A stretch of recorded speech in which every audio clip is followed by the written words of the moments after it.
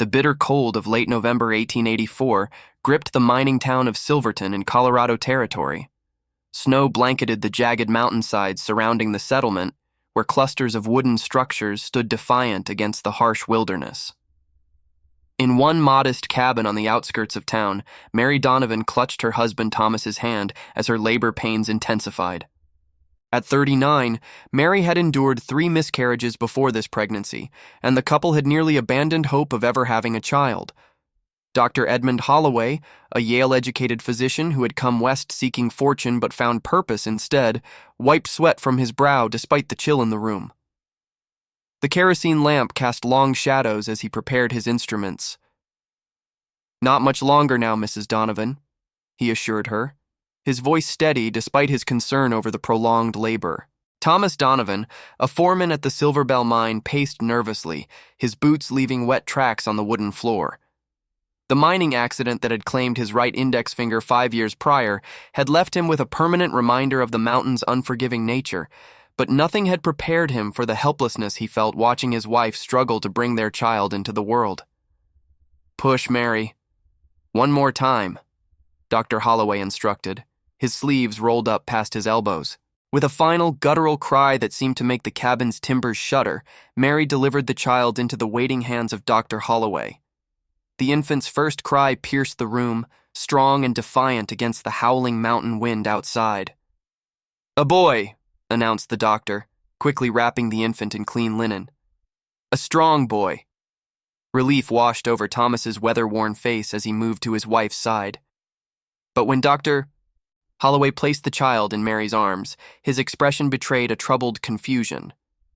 "What is it, doctor?" Thomas asked, noting the physician's furrowed brow. Dr. Holloway hesitated before responding. "The child, he has teeth, fully formed teeth." Mary pulled back the swaddling cloth, revealing her son's face. When the infant opened his mouth to cry, she gasped. There, in perfect formation, were small but undeniably adult teeth, incisors, canines, and molars, all present as if belonging to a grown man rather than a newborn. Is he well?" Mary whispered, her exhaustion momentarily forgotten. "His breathing and color are good," Dr. Holloway replied, though uncertainty lingered in his voice. "I've never seen anything like this in 30 years of delivering babies." Thomas's calloused hand gently touched his son's cheek. "We'll name him William, after my father," he said firmly, as if giving the child a strong name might protect him from whatever strangeness had marked his entry into the world. As the news spread through Silverton over the following days, William Donovan became an object of curiosity. Neighbors who came bearing food and good wishes couldn't help but peer into the cradle, their expressions shifting from cooing adoration to poorly concealed shock upon glimpsing the infant's unusual dentition. Reverend James Porter of the town's Methodist Church visited 3 days after the birth, blessing the child and offering comfort to the increasingly anxious parents. "The Lord creates each of us according to his design," he assured them, though his eyes lingered uncertainly on the sleeping child. "William is a gift, regardless of his uniqueness." By the end of the first week, Dr. Holloway had written to colleagues in Denver and even to his former professors at Yale Medical School, describing William's condition and requesting any information about similar cases. "We must document this properly," he explained to the Donovans during a follow-up visit. "For William's sake, and perhaps for medical science." Mary, recovering from the difficult birth, grew protective of her son. "He's not some medical oddity to be gawked at," she told Thomas one evening as she rocked William before the fire. "He's our boy."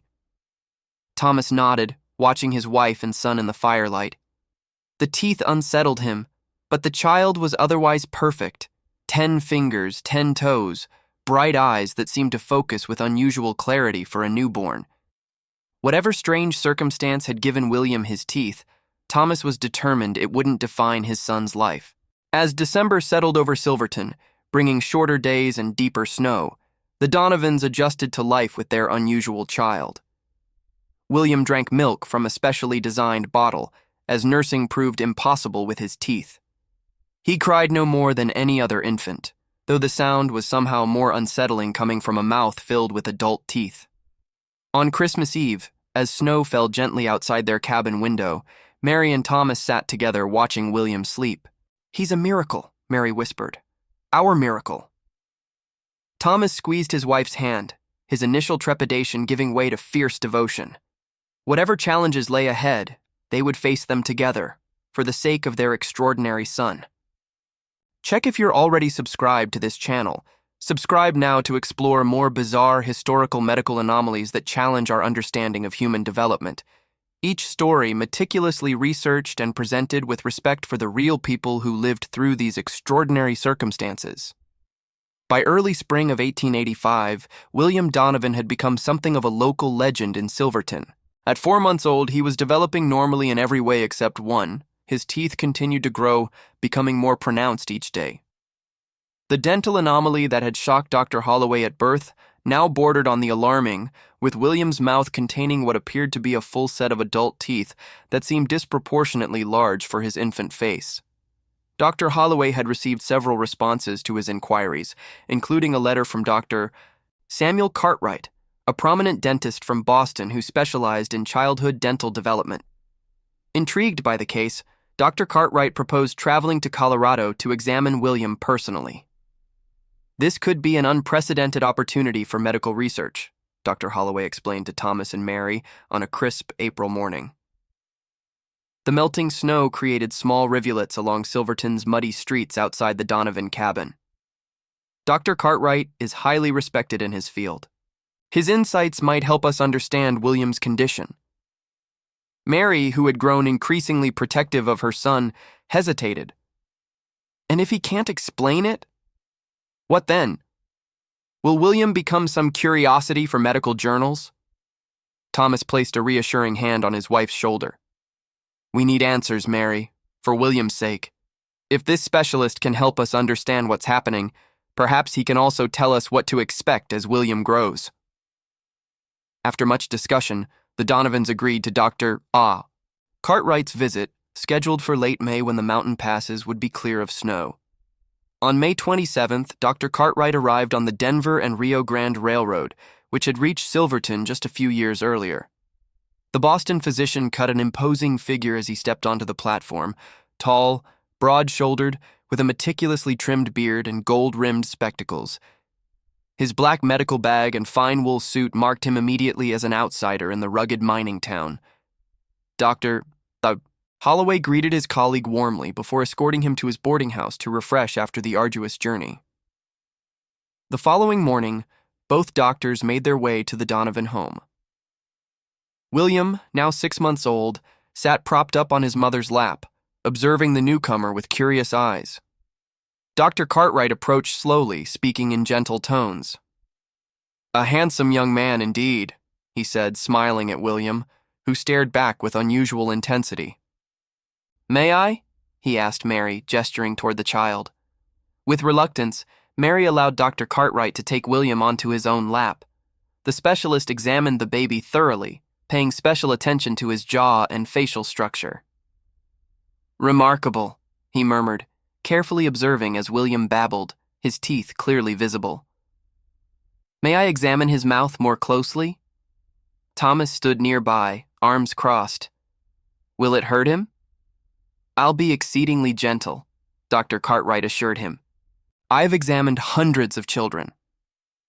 Using specialized instruments from his bag, Dr. Cartwright conducted a thorough examination of William's mouth, dictating observations to Dr. Holloway, who took detailed notes. The teeth appear to be fully formed permanent dentition, not deciduous teeth. All 32 adult teeth present. The molars are particularly well developed, which is extraordinary. The jaw has apparently expanded to accommodate the full set. He paused, gently feeling William's jawline. There's no sign of discomfort or inflammation. Truly remarkable. For 3 days, Dr. Cartwright visited the Donovan home, examining William each morning and spending afternoons discussing theories with Dr. Holloway. On the evening before his departure, both physicians met with Thomas and Mary to share their findings. "In all my years of practice and research, I've never encountered a case like William's," Dr. Cartwright began, seated at the Donovans' kitchen table. A pot of coffee steamed between them as twilight descended outside. There are documented instances of infants born with one or two erupted teeth, what we call natal teeth, but a complete set of adult dentition is unprecedented. Mary clutched Thomas's hand under the table. What does it mean for him? Will he be in pain as he grows? Dr. Cartwright adjusted his spectacles. Thus far, William's body has adapted remarkably well. His jaw has developed to support the teeth, and he shows no signs of discomfort. My primary concern is the continued growth of the teeth and jaw as he develops. Continued growth? Thomas questioned, leaning forward. Dr. Holloway interjected. We've noticed that William's teeth have grown at an accelerated rate compared to normal dental development. They're already larger than typical adult teeth. Dr. Cartwright nodded solemnly. I believe we may be witnessing a condition I would term hyperodontia progressiva, a progressive overgrowth of dental tissue. If this pattern continues, it could eventually cause complications with eating, speaking, and potentially even cranial development. The room fell silent as the implications settled over the Donovans. Finally, Thomas spoke, his voice steady despite his concern. What can be done? Regular monitoring is essential, Dr. Cartwright replied. Detailed measurements, drawings, and if possible, photographic documentation of William's development over time. Dr. Holloway is capable of providing this oversight. He hesitated before continuing. If the growth becomes problematic, dental extraction or reduction may become necessary. Mary gasped softly. Surgery? On a child so young? Only if absolutely necessary, Mrs. Donovan, Dr. Cartwright assured her. For now, William appears to be adapting remarkably well. Children are resilient, and the human body has extraordinary compensatory abilities. Before departing Silverton the next day, Dr. Cartwright left detailed instructions with Dr. Holloway for monitoring William's condition.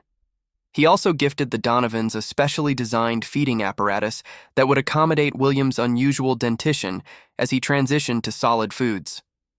As the train pulled away from the station, carrying Dr. Cartwright back east, Thomas and Mary stood on the platform with William in his mother's arms. The examination had provided some answers, but left many questions about their son's future hanging in the crisp mountain air. We'll manage, Thomas said, his arm around Mary's shoulders as they walked back toward home. Whatever comes, we'll face it together. Mary nodded, looking down at William, who smiled up at her, his two large teeth gleaming in the spring sunlight. Despite her worries, she couldn't help but smile back. Extraordinary though he might be, William was still their beloved son. In the privacy of their home that evening, Thomas shared a realization with Mary. You know, my grandfather used to tell stories about his uncle who had unusually large teeth. The family called him Wolf-Tooth Wilson. I always thought it was just a tall tale. Mary looked up from her mending. You think this could run in your family? Perhaps, Thomas replied, watching William sleep in his cradle. Though nothing like what William has. Still, it makes me wonder what other stories in my family might have more truth to them than I realized. Autumn painted the mountains surrounding Silverton in brilliant gold as aspen leaves trembled in the cooling breeze. William Donovan had reached his first birthday, celebrating with a small gathering of family friends who had grown accustomed to his unusual appearance. At 12 months, William was crawling energetically and pulling himself up to stand, meeting all the typical developmental milestones despite the continuing anomaly of his teeth. Dr. Holloway arrived at the Donovan cabin for his monthly examination, medical bag in hand and a concerned expression on his face. Thomas welcomed him while Mary prepared tea, William playing contentedly on a quilt spread before the hearth. How has he been eating? Dr. Holloway asked, setting his bag on the table and removing his examination tools. Better some days than others, Mary replied, pouring steaming tea into a chipped cup. The soft foods you recommended work well, but he struggles with anything requiring much chewing. His teeth, they don't seem to meet properly anymore. Dr. Holloway nodded grimly. That's what I feared. The growth pattern has become increasingly irregular.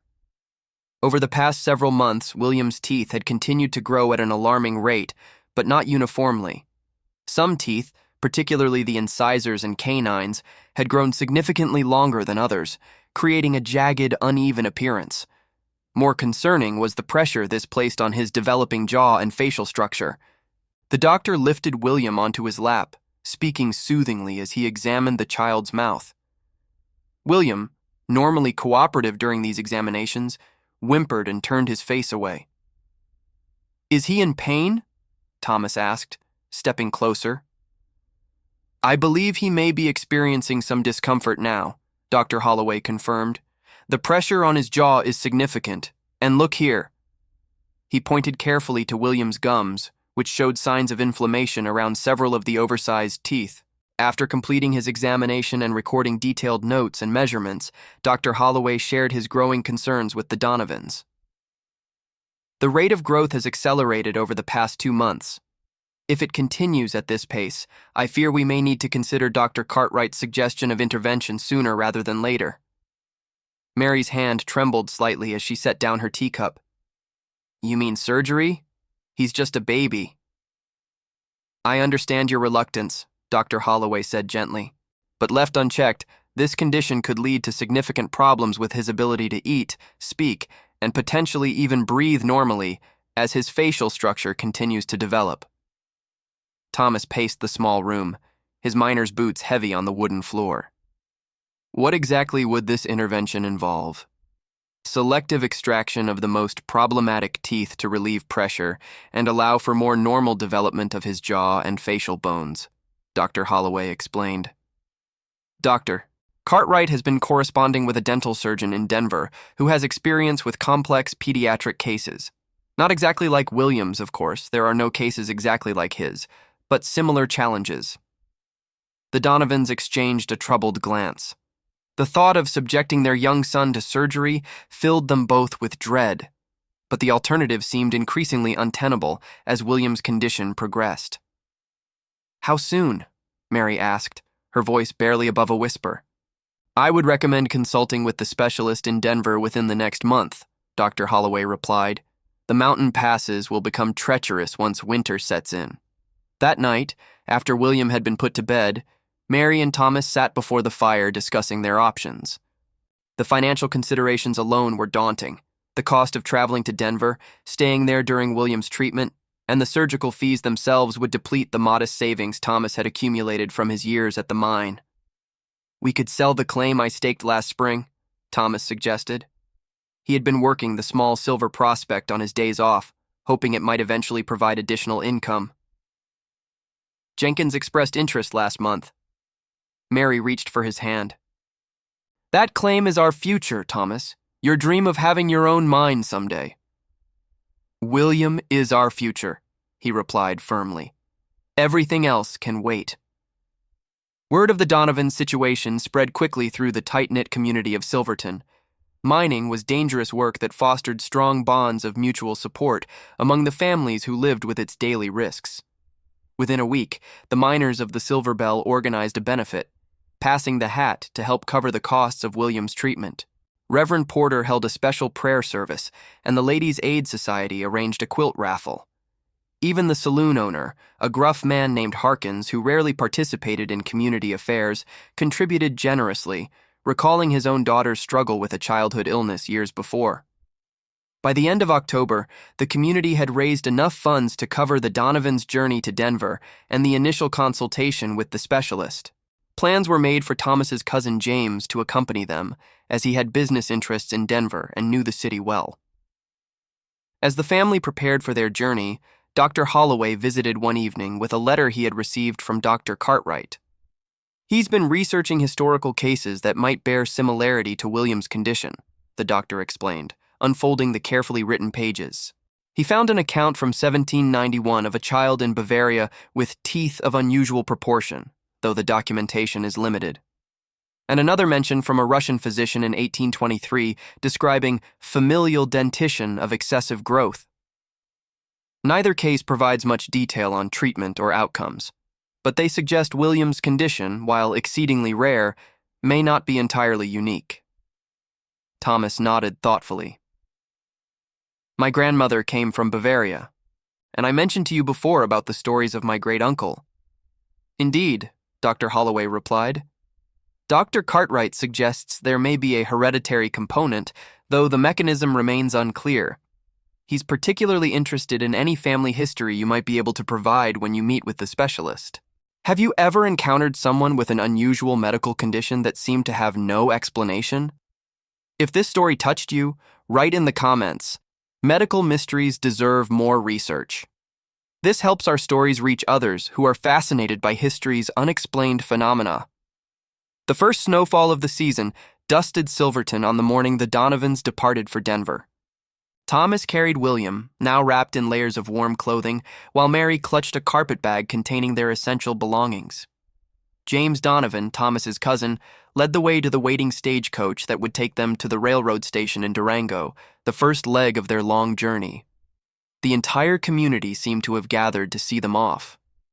Dr. Holloway handed Thomas a sealed envelope containing William's medical records and letters of introduction to the Denver specialist. Reverend Porter offered a blessing, his breath visible in the cold morning air as he prayed for a safe journey and successful treatment. Mrs. Abernathy, who ran the town's only boarding house, pressed a bundle of freshly baked bread and dried fruit into Mary's hands. For the journey, she said with a warm smile. Little ones get hungry at the most inconvenient times. Even the station master had arranged for the Donovans to have a private compartment on the train from Durango to Denver, a luxury they could never have afforded without the community's generosity. As the stagecoach pulled away, Mary looked back at the cluster of people waving from the street, neighbors, friends, and fellow mining families who had rallied around them in their time of need. Tears welled in her eyes as she realized how much this rugged mountain town had become their true home. The journey to Durango was arduous, the stagecoach bouncing over rutted roads that wound treacherously through mountain passes. William, typically good-natured despite his discomfort, grew fussy in the confined space. Mary did her best to soothe him, offering small sips of milk from the special feeding bottle Dr. Holloway had designed. His teeth seemed to be bothering him more, she whispered to Thomas as William finally dozed off, exhausted from crying. They look even larger than they did last week. Thomas gently touched his son's cheek. We're doing the right thing, Mary. Dr. Holloway said the specialist in Denver has the latest equipment and techniques. James, sitting across from them, nodded reassuringly. Denver's becoming quite the modern city. All the latest medical advancements from back east find their way there eventually. They reached Durango by nightfall, staying in a modest hotel near the train station. The following morning, they boarded the Denver and Rio Grande Railroad for the final leg of their journey. The train wound through spectacular mountain scenery, tunneling through passes and crossing vertiginous bridges that spanned deep canyons. Under different circumstances, Mary might have marveled at the vistas unfolding outside their compartment window. The snow-capped peaks, the rushing rivers far below, the vast forests of pine and aspen. But her attention remained fixed on William, whose discomfort seemed to increase with the changing altitude. His gums are inflamed, she noted worriedly, checking his mouth while he slept. And he's warm to the touch. Thomas placed a hand on William's forehead. A slight fever, perhaps from the travel, he suggested, though concern darkened his features. We'll be in Denver tomorrow morning. Not much longer now. That night, as the train continued its eastward journey across Colorado, William's condition worsened. His fever rose, and he refused to take any milk, crying whenever the special bottle touched his swollen gums. By midnight, Mary and Thomas took turns walking the narrow corridor of the sleeping car, trying to soothe their distressed son without disturbing the other passengers. I'm going to find the conductor, Thomas decided after William's cries grew particularly intense. Perhaps there's a doctor aboard, or at least someone with medical knowledge. He returned 20 minutes later with the conductor and an elderly woman in a neat traveling suit. This is Mrs. Thornton, Thomas explained. She was a nurse during the war. Mrs. Thornton examined William with gentle, experienced hands. The child's teeth are putting extraordinary pressure on his jaw and gums, she observed. The inflammation is significant, likely causing considerable pain. From her traveling case, she produced a small vial. Oil of cloves, she explained. Diluted properly, it can provide temporary relief for dental pain. I've used it many times. With the Donovans' permission, Mrs. Thornton prepared a solution, dabbing it carefully on William's inflamed gums. Within half an hour, his cries subsided to whimpers, and eventually, he fell into an exhausted sleep. "You have an extraordinary child," Mrs. Thornton remarked as she prepared to return to her own compartment. "In all my years of nursing, I've never seen anything like his dentition." "We're taking him to a specialist in Denver," Mary explained, gratitude evident in her voice. "Thank you for your kindness." "Good luck to you," Mrs. Thornton replied, patting Mary's hand. "He's a fighter, this one. You can see it in his eyes." Dawn was breaking over the eastern plains when the train finally pulled into Denver's Union Station. The bustling platform presented a stark contrast to the quiet mountain town they had left behind. Men in business suits hurried past women in fashionable dresses, while porters maneuvered luggage carts through the crowd. James secured a carriage to transport them to the hotel where he had reserved rooms for their stay. As they traveled through Denver's streets, Thomas and Mary caught glimpses of a city transforming itself from a frontier town into a modern urban center. Multi-story brick buildings housed banks and businesses, electric streetlights had begun to replace gas lamps on main thoroughfares, and telephone wires stretched between poles along the widening streets. "The specialist's office is just 3 blocks from our hotel," James informed them as the carriage pulled up to their destination. "Your appointment isn't until tomorrow morning, so you can rest today and get William settled." The hotel room, modest but clean, offered a welcome respite after the long journey. A basin of fresh water allowed Mary to bathe William and change his clothes, while Thomas unpacked the supplies they had brought, including the special feeding implements and the medicinal oil Mrs. Thornton had given them for William's pain.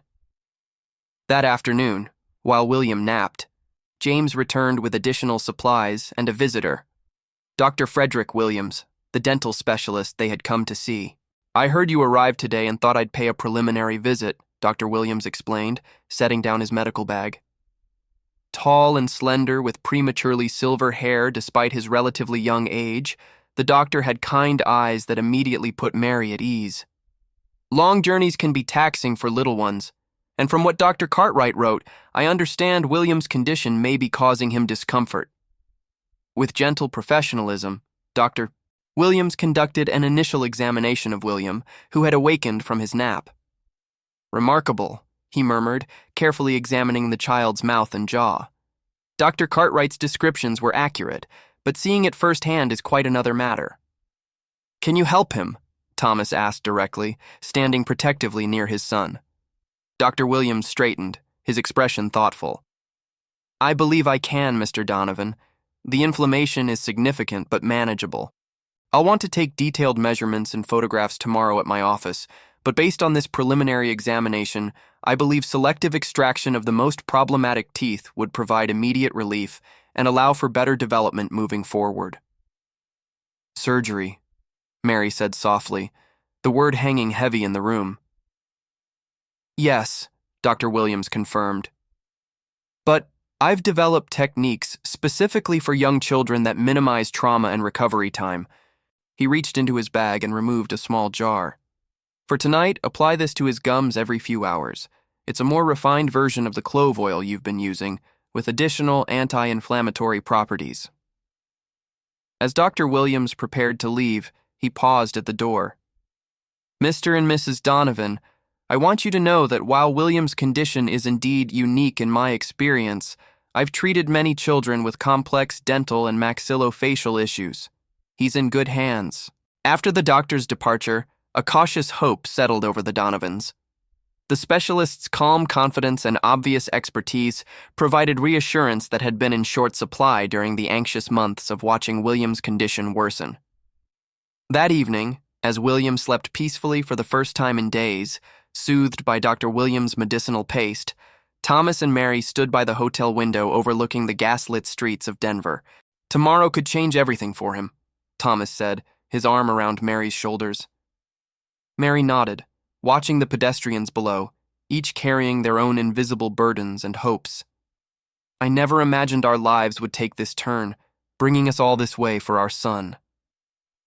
"Life rarely follows the path we imagine," Thomas replied, thinking of his own journey from Pennsylvania coal country to the silver mines of Colorado, where he had found both Mary and a community that now felt like family. "But I wouldn't change it, not if it brought us William." The offices of Dr. Frederick Williams occupied the second floor of a handsome brick building in Denver's growing medical district. Large windows allowed natural light to flood the waiting room, where anatomical charts and framed medical diplomas lined the walls.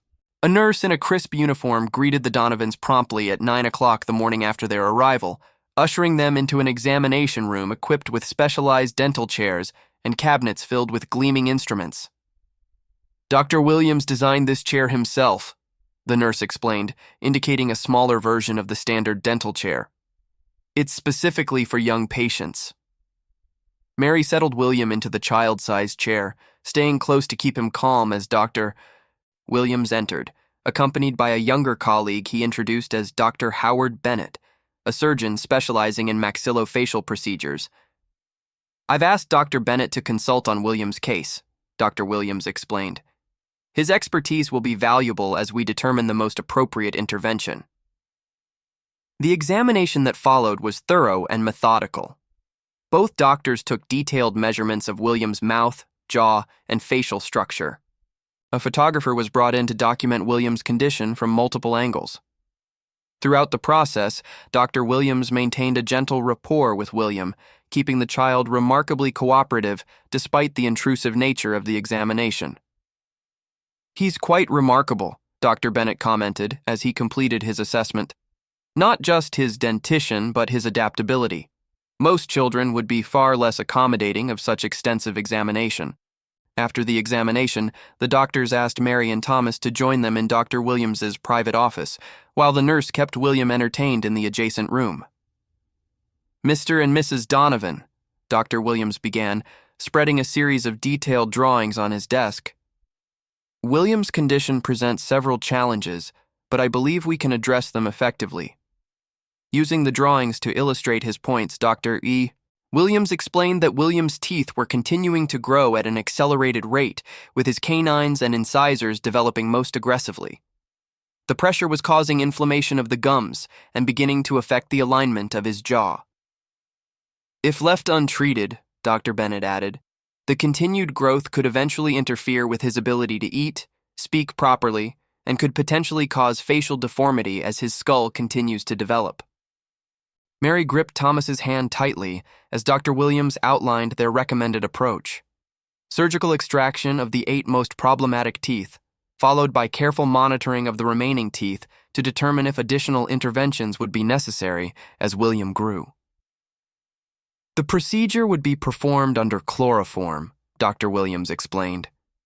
William would be unconscious and feel no pain during the surgery.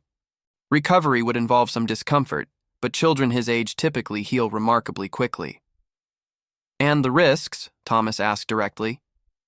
Dr. Bennett responded with professional candor.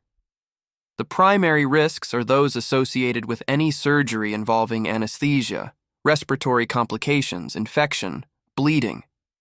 However, these risks are relatively small, especially in a healthy child like William. We would take every precaution, including having an experienced anesthetist present throughout the procedure."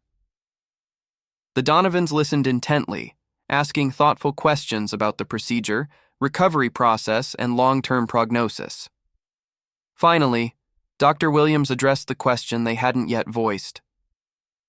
"You're wondering if this will permanently resolve William's condition," he said gently. "Based on the pattern of growth we've observed, I cannot promise that. The extracted teeth will not return, but the remaining teeth may continue their abnormal growth pattern. However, removing the most problematic teeth will relieve the immediate pressure and inflammation, allowing his jaw to develop more normally." After a moment of silence, Thomas asked, "When would you perform this surgery?" "Ideally, within the next few days," Dr. Williams replied. "The sooner we relieve the pressure, the better for William's comfort and development. We have an operating theater available the day after tomorrow if you consent." Mary looked to Thomas, her eyes filled with a mixture of fear and determination. They had come too far to turn back now. "We consent," she said firmly. The following day was devoted to preparations. Dr. Williams prescribed a special diet for William to follow before the surgery and provided detailed instructions for his care afterward. The Donovans were introduced to Dr. Eleanor Blackwell, the anesthetist who would monitor William during the procedure. "I specialize in pediatric cases," Dr. Blackwell assured them, her confident demeanor providing additional reassurance. "William will be in good hands." On the morning of the surgery, Mary dressed William in a clean nightshirt provided by the hospital.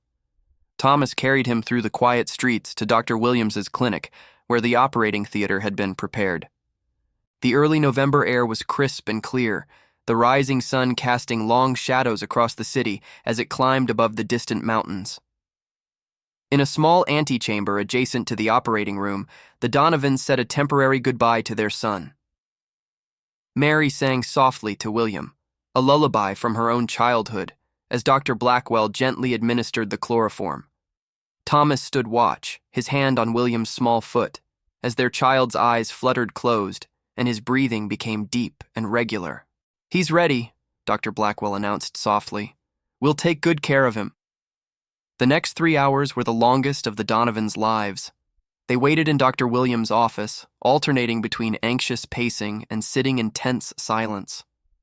James visited briefly, bringing coffee and sandwiches that neither Thomas nor Mary could bring themselves to eat.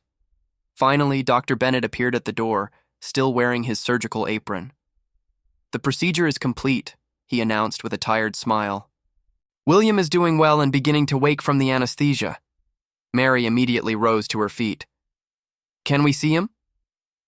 "Of course," Dr. Bennett replied, leading them to a recovery room where William lay in a small bed, his face pale but peaceful. Dr. Williams and Dr. Blackwell stood nearby, monitoring his condition. "We were able to extract all 8 targeted teeth," Dr. Williams explained as the Donovans approached their son's bedside. "The procedure went exactly as planned. There were no complications." William stirred, his eyes opening groggily.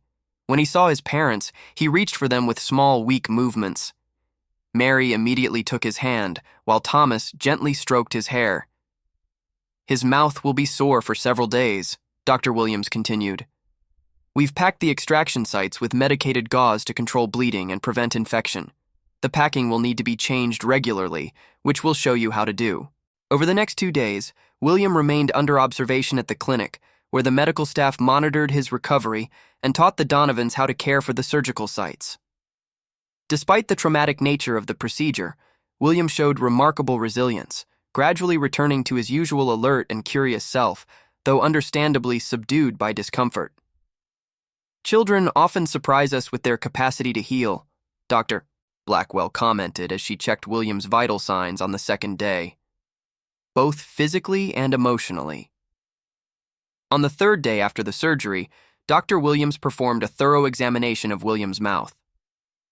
"The extraction sites are healing beautifully," he reported. "The inflammation of the surrounding gums has already begun to subside. I believe William can return to your hotel today, with regular visits to check his progress before you return to Silverton." Before their departure from the clinic, Dr. Williams presented the Donovans with a small glass jar containing the extracted teeth. "For medical documentation," he explained, "and perhaps as a reminder someday of what William overcame." Thomas accepted the jar, studying the oversized teeth floating in preservative fluid.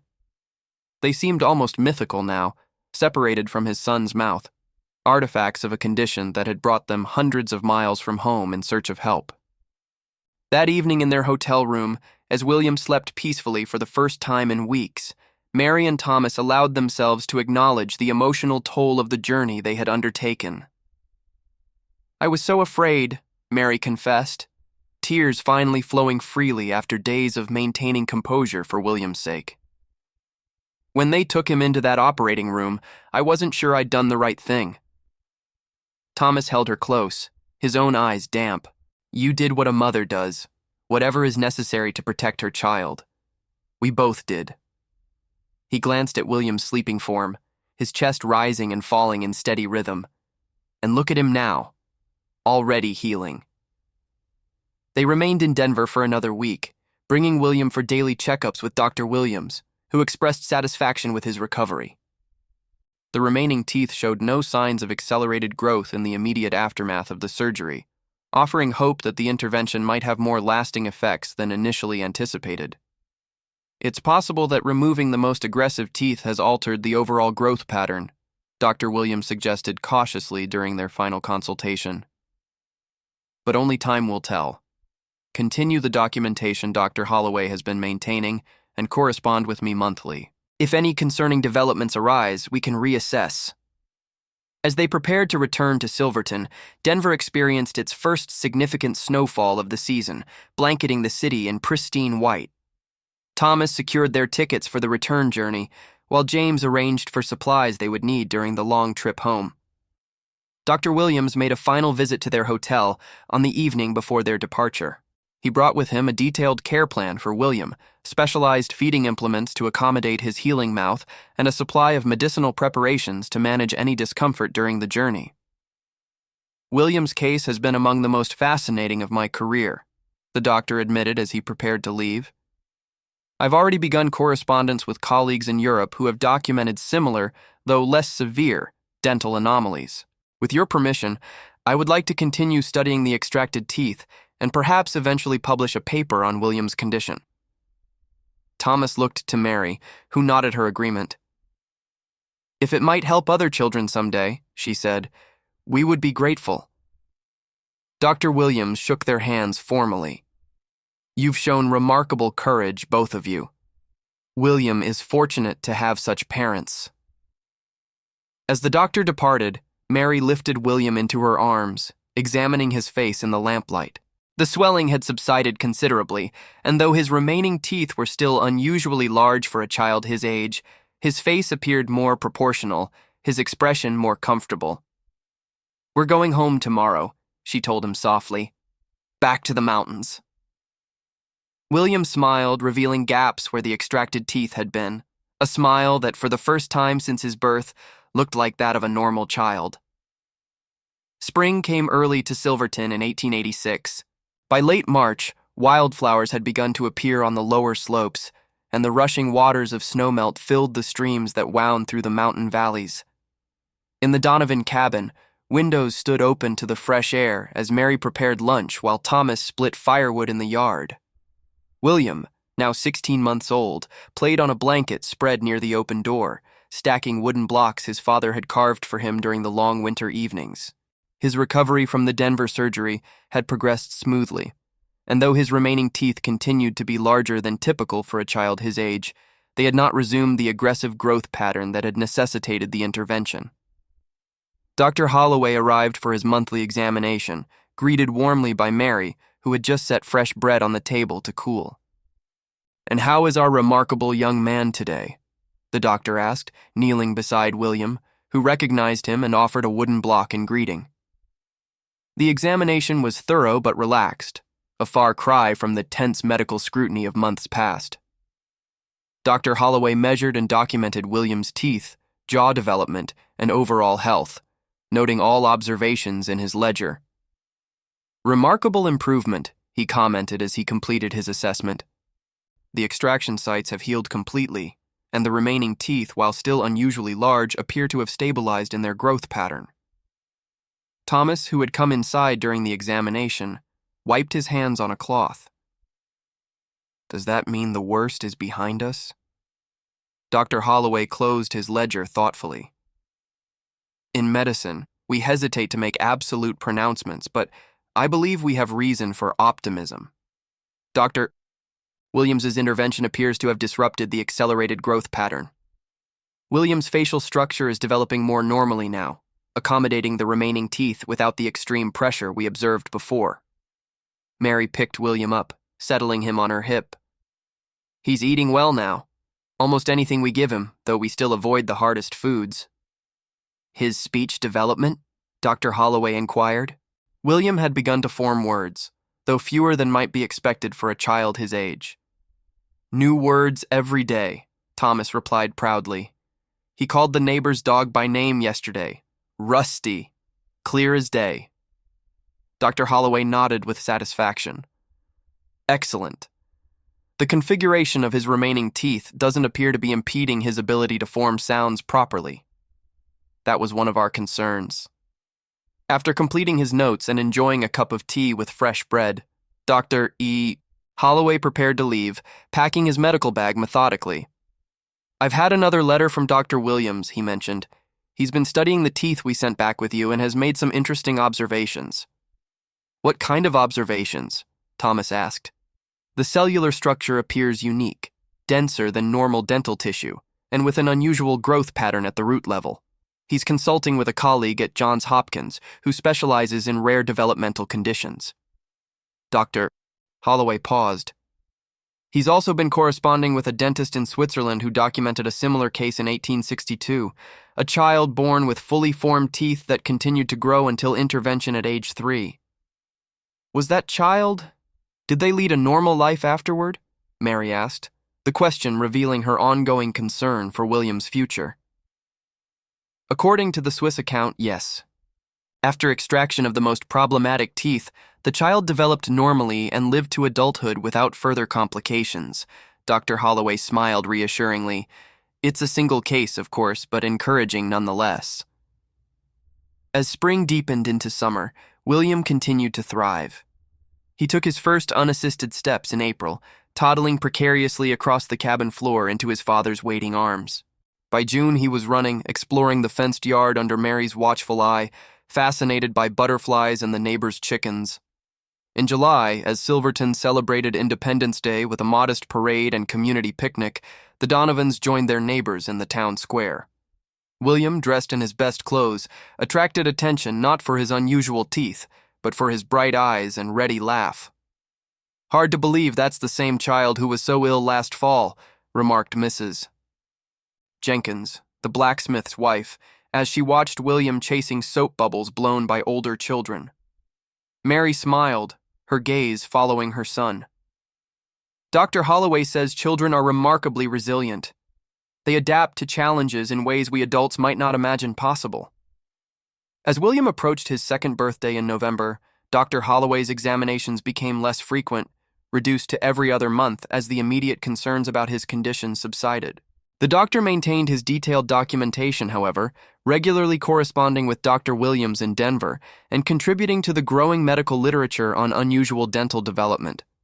Thomas's work at the Silver Bell mine continued, but he had also begun to develop the small claim he had nearly sold to fund William's treatment. The community's generosity had allowed them to retain ownership, and preliminary assessments suggested the vein might be promising. "Not a bonanza," Thomas told Mary one evening as they sat by the fire after William had been put to bed, "but steady enough that I might be able to work it full-time by next year if the assays continue to look good." "Your own mine," Mary said, pride evident in her voice. "After all these years." Thomas reached for her hand. "Our own future, for all three of us." Life established a new rhythm for the Donovans. William's condition, while still requiring monitoring, no longer dominated their daily existence. He grew into an energetic, inquisitive toddler whose unusual teeth became simply one aspect of his identity rather than a crisis to be managed. By William's third birthday, he was speaking in full sentences, helping Mary with simple chores, and accompanying Thomas on short walks into the hills surrounding Silverton. His teeth, while still larger than those of other children his age, had maintained a stable size for over a year, supporting Dr. Williams's theory that removing the most aggressive teeth had altered the overall growth pattern. Winter came again to the mountains, bringing deep snow and long evenings gathered around the fire. On Christmas Eve 1887, the Donovans invited Dr. Holloway to join them for dinner, along with Reverend Porter and his wife. The cabin glowed with warmth and lamplight as they shared a meal and exchanged modest gifts. After the guests had departed and William had been tucked into bed with a new wooden horse carved by Thomas, the Donovans lingered by the fire, reflecting on the journey of the past 3 years. "Remember that first night when Dr. Holloway told us about William's teeth?" Mary said, leaning against Thomas's shoulder. "I was so afraid of what it might mean for him." Thomas nodded, watching the flames dance in the hearth. "And now look at him, growing strong, smart as a whip. Those teeth of his, they're just part of what makes him William." Dr. Williams wrote that he's presented Williams' case at a medical conference in Boston, Mary commented. He said physicians and dentists from across the country were fascinated, Williams helping advance medical knowledge, even from all the way out here in Colorado. In the quietude of their mountain home, surrounded by the sleeping wilderness and the gentle breathing of their extraordinary son, the Donovans contemplated a future that once had seemed uncertain. Williams' condition, while still unique, had stabilized. The crisis that had consumed their lives had transformed into a remarkable chapter in their family story. When spring returned again, William celebrated his 4th birthday with a small party attended by several children from Silverton. He had become known around town not for his unusual teeth, but for his friendly nature and the detailed stories he loved to tell about the animals and insects he observed on his walks with Thomas. Dr. Holloway's examinations had been reduced to quarterly visits, each confirming the continued stability of William's dental development. Though his teeth remained larger than normal, they had not resumed the aggressive growth of his infancy, and his facial structure had adapted remarkably well. "William Donovan," the doctor remarked during one visit, "you're going to find yourself in medical textbooks someday, young man." William, now old enough to understand he was different from other children, regarded this with matter-of-fact acceptance. "Because of my big teeth?" he asked, touching his mouth self-consciously. "Because you're extraordinary," Dr. Holloway corrected gently. "And because what we've learned from you might help other children someday." As William approached his 5th birthday in November 1889, nearly 4 years after the surgery in Denver, the Donovans received a letter from Dr. Williams requesting permission to visit Silverton. He had continued studying William's case through Dr. Holloway's detailed reports and photographs, but expressed a desire to examine William personally once more. "He's documenting the long-term outcomes," Dr. Holloway explained when he delivered the letter. "For the medical record, but also for families who might face similar situations in the future." The Donovans readily agreed, and arrangements were made for Dr. Williams to visit the following spring, when travel through the mountains would be easier. On a clear May morning in 1890, Dr. Williams arrived in Silverton, accompanied by a young assistant who would document the examination photographically.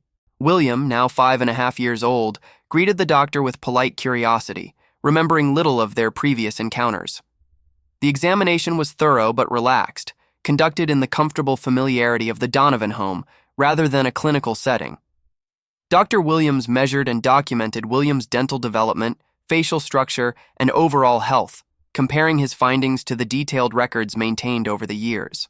"Simply remarkable," he concluded, putting away his instruments. The targeted extractions performed when William was an infant appear to have completely arrested the accelerated growth pattern. His remaining teeth, while still larger than typical, have maintained stable dimensions for nearly 4 years now. His jaw and facial bones have developed normally around them. Thomas and Mary exchanged relieved glances as Dr. Williams continued. "Functionally, there appear to be no impediments to normal eating, speaking, or development. William articulates clearly, shows appropriate dental occlusion, and exhibits none of the inflammation or pressure symptoms that necessitated our intervention." "So it worked," Thomas said. "The surgery." "More successfully than I might have dared to hope," Dr. Williams confirmed. "Based on the initial presentation, I had concerns that multiple interventions might be necessary as William grew. Instead, it appears that removing the most problematic teeth disrupted whatever mechanism was driving the accelerated growth." The doctor turned to William, who had been patiently waiting during the adult's conversation. "You've been very brave, young man, and very important to medicine. The things we've learned from you will help doctors understand similar conditions better in the future." William nodded seriously, then asked, "Can I go play now? I promised to show Michael my new marbles after the doctor visit." The adults laughed, and Mary nodded. "Go ahead. Stay in the yard where I can see you." As William ran outside to join his waiting friend, Dr. Williams watched him through the window. "A normal, healthy child," he observed, "which is perhaps the most remarkable outcome of all, given the severity of his initial condition."